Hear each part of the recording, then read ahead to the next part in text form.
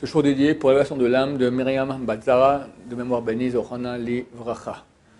Donc nous sommes lundi 20 Adar, 16 mars. Vraisemblablement ce soir, il y aura l'annonce du confinement en France, pas beaucoup après en Israël aussi.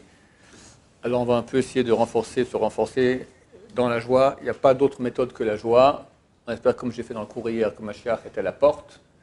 On le pense très fortement et c'est juste encore une dernière contraction à supporter. Et après, Grat Hashem, le petit bébé va sortir tout beau, tout neuf.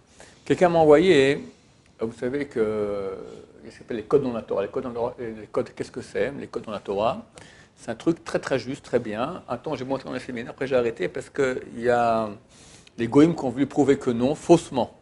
Mais je ne peux pas prendre, dans le cadre d'un séminaire, je ne peux pas commencer. Les gens vont dire oui, mais lui, il a dit autrement. Après, lui prouver ces trucs très scientifiques, très pointus au niveau statistique. Donc, j'ai arrêté de donner des cours là-dessus. Mais néanmoins, à l'époque, je vais travailler pas mal d'heures avec le chercheur. De quoi il s'agit? C'est qu'on voit dans la Torah qu'il y a des mots qui apparaissent avec intervalles réguliers de lettres. C'est une chose assez courante dans toute la Torah. Lui, qu'est-ce qu'il a fait? Il a dit, je vais prendre des mots qui ont une relation sémantique entre eux. Par exemple, on va dire Moshe, Rabbeinu et Aaron, c'est deux frères, d'accord? Je vais rechercher maintenant l'endroit dans la Torah où on trouve le mot Moshe avec intervalles réguliers. C'est facile, Moshe, c'est trois lettres, on va trouver peut-être 4000 fois. Tu vas trouver même, 1000 lettres, Shin, 1000 lettres, Hey. Même, 600 lettres, Shin, 600 lettres, Hey. Et on va prendre maintenant, tu vas trouver l'apparition du mot Moshe avec l'intervalle le plus petit qu'il y a, même une lettre, Shin, une lettre, Hey. Un intervalle de 2 lettres. Après, Aaron, tu recherches, tu le trouves aussi, quelques centaines de fois, la plus dure c'est 4 lettres. Ou Aaron à Cohen, encore plus, Aaron de Cohen, peut-être 4 fois tu le trouves à intervalle régulier de lettres. Une fois avec intervalle de 300 lettres, une fois de 200, une fois de 50, une fois de 25. Le plus petit, c'est 25. Et on va voir, est-ce qu'il y a une proximité géographique entre l'apparition des deux mots qui ont intervalle régulier le plus petit ou pas? Et il s'avère qu'il a fait une étude très très sérieuse. Il a pris en fait des noms de rabbins, un nom de 25 grands rabbins. C'est quoi un grand rabbin? On définit de façon très arbitraire. On prend l'encyclopédie des rabbins. Et on prend tous ceux qui ont plus qu'une page et demie sur eux. On parle une page et demie. C'est bien que ce soit arbitraire comme ça. Et on prend leur date de naissance ou de décès.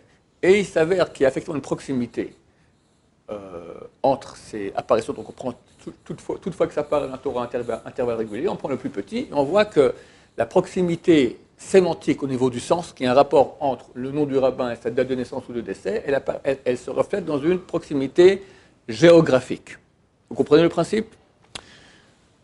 Ça prouve que la Torah, quelque part, alors si c'est le fruit du hasard, c'est rien, mais ils ont fait des calculs, on arrive à une chance sur 24 milliards, pour quelque chose comme ça, de cet ordre-là, 24 milliards que ce soit le fruit du hasard.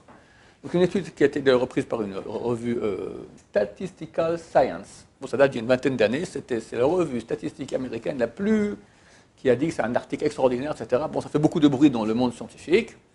Évidemment, des gens ont commencé à dire contre, avec des arguments qui n'étaient pas des bons arguments, mais bon, ça a perdu d'impact, mais le truc, il est vrai. Juste en parenthèse, les gens se disent, bon alors, si maintenant je trouve deux mots qui ont... Qu'est-ce qu'on a dit? On a dit que lorsqu'il y a deux mots qui ont une relation sémantique dans la réalité entre eux, sémantique de sens, d'accord, comme un monsieur et sa date de naissance, ou deux frères, Aaron et Moshe, alors on voit qu'ils sont rapprochés dans le texte. Est-ce que c'est vrai ou c'est l'inverse? Les gens, par exemple, veulent savoir quand Mashiach vient. Il va mettre Mashiach, il va mettre des dates, tac, tac, tac, tac, il met tout le calendrier pour 20 ans, et puis tac, tu as une date qui apparaît. C'est la date du Mashiach, oui ou non?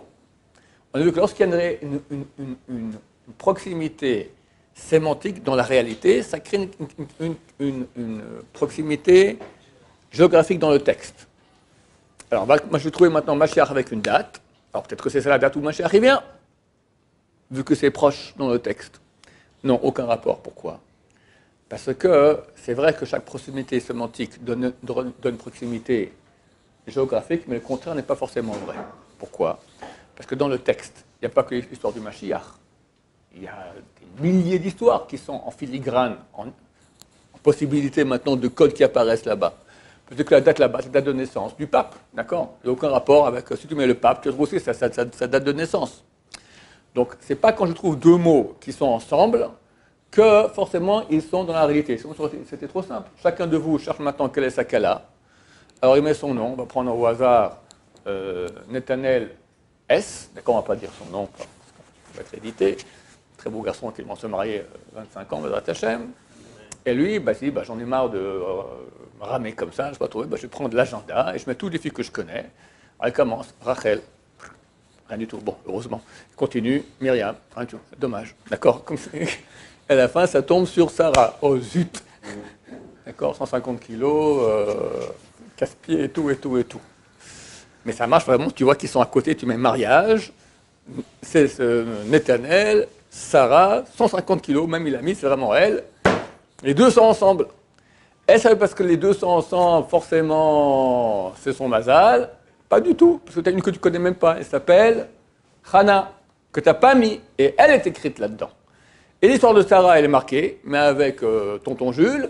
Et toi, c'est Netanel avec Hana, mais tu n'as pas mis Hana. Parce qu'il y a plusieurs histoires qui sont écrites au même endroit. Donc on peut montrer que lorsqu'il y a une relation sémantique, ça crée une proximité dans le texte, mais ce n'est pas chaque proximité dans le texte qui va prouver qu'il y a une relation sémantique. Ça, c'était un petit préambule.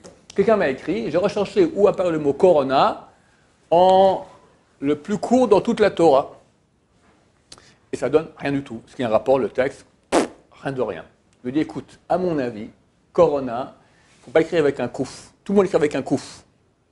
Il y a une convention israélienne moderne que toutes les prononciations K, d'accord, on l'écrit en hébreu, lorsqu'elles proviennent de mots étrangers à l'hébreu, on l'écrit avec la lettre Kouf. Mais qui a décidé de cela? Les linguistes modernes, non thoraïques, non religieux, israéliens. On leur doit absolument rien. Peut-être que quand Dieu parle du corona, il écrit corona avec un kaf et pas avec un kouf. Et j'ai prouvé cela, je pense entre guillemets prouvé, parce que des centaines de milliers de gens s'amusent à rechercher la gematria du mot corona, la valeur numérique. Et on peut dire que les résultats sont vraiment, franchement nuls. Le moins nul que j'ai trouvé, c'est corona, la valeur numérique, ou Mashiach. Et vient le Mashiach. Pas Mashiach, parce que ça, ils ont fait sans le Vav, mais corona, on écrit avec 2 fois Vav. Ou Mashiach. Et vient Mashiach. Bon, c'est sympa. On y croit. Corona, et vient le Mashiach. Mais c'est pas que ça. D'habitude, la gematria, elle vient dire maintenant l'essence même de la chose. Moi, je vous dis, pourquoi est-ce qu'on écrit avec Kouf? Écrivons avec Kaf. Et ça donnait un résultat, comme on a dit, qui est super vrai. Kaf, quand on écrit comme avec Kaf, c'est la valeur numérique de 11 fois le nom de Dieu, 26, plus le Kollel, ce qui correspond aux 11 noms de Dieu des forces du mal. Le chariot céleste du mal, il y a un chariot céleste de la sainteté et de l'impureté.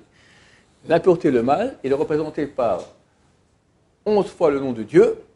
Et d'ailleurs, c'est en fonction de cela qu'on dit maintenant, on a expliqué très souvent ici que, d'après la Torah, la Sgoula, la combine, la chose à faire la plus puissante contre les épidémies, c'est Pitum Aktoret. En Pitum Aktoret, on lit 11 sortes d'épices qu'il y avait dans l'encens qu'on amenait au temple. Et quand on lit ces 11, ça annule l'impact négatif d'épidémie, d'accord, de ces 11 noms de Dieu des forces du mal. Donc ça correspond tout à fait. Corona correspond à 11 fois le nom de Dieu, avec un encore, d'accord, c'est le mot lui-même, le colère, on appelle cela. Ça correspond. J'ai réécrit ce type-là, vérifié avec CAF, et il le trouve. Et messieurs, moi je pense que c'est très très beau. Alors le seul endroit où on trouve en plus petit, Corona, c'est toutes les trois lettres. De quoi on parle ici? Elle accouche une fille, elle va rester impure pendant 66 jours, et elle amène un certain sacrifice au temple, au Kohen. Vous prenez puis le kaf du mot Kohen, après c'est marqué Veikrivu, 3 lettres, on enlève au vav de Veikrivu, ça fait Ko, après encore 3 lettres, Resh de Veikrivu, encore 3 lettres, vav de Veikrivu, Koro, après l'Ifne Hashem, devant Dieu, le Nun de l'Ifne et le Hei du nom de Dieu. Maintenant, de quoi on parle ici? Elle a mis un sacrifice au Kohen, qui le sacrifie devant Dieu, c'est un sacrifice. Vechiper alea, et il expira son impureté, Tahara, elle va se purifier, mais me cordamé de sa source de sang. Or, nous, on sait que la présence divine, c'est la partie féminine de Dieu. On dit Kucha Be'echu et Shrinte, Saint béni soit-il, et sa Shrina, sa présence divine, c'est féminin. C'est marqué que Dieu, il a renvoyé. Il est parti avec le peuple d'Israël en exil. Comme une femme nida. On dit à la fin de supplication du lundi et du jeudi, qu'on est comme une femme nida qui a été répudiée, qui est éloignée de son mari. Et là, on voit maintenant qu'on amène un sacrifice, et ça la purifie de son sang impur, ça la purifie complètement, elle devient pure, elle peut s'unir de nouveau avec son mari. Ce qu'on prie à Dieu sans cesse, que la Shrina revienne et qu'il y ait l'union entre Dieu et sa Shrina, et ainsi il y a le bien dans le monde entier. Donc ça correspond tout à fait, une sorte que ce Coran, une sorte d'expiation qui va purifier l'humanité pour être prête à recevoir B'ezrat Hashem Mashiach. Je pense qu'il y a un très grand rapport. Mais alors, que ce ne soit pas des paroles en l'air, c'est une réalité que très bientôt on puisse vivre le mariage de Dieu et sa Shrina, et nous on sera B'ezrat Hashem, c'est nous la Shrina, elle est avec nous, d'accord? C'est Am Israël avec Dieu, B'ezrat Hashem. Baruch Adonai, l'olam, amen, amen.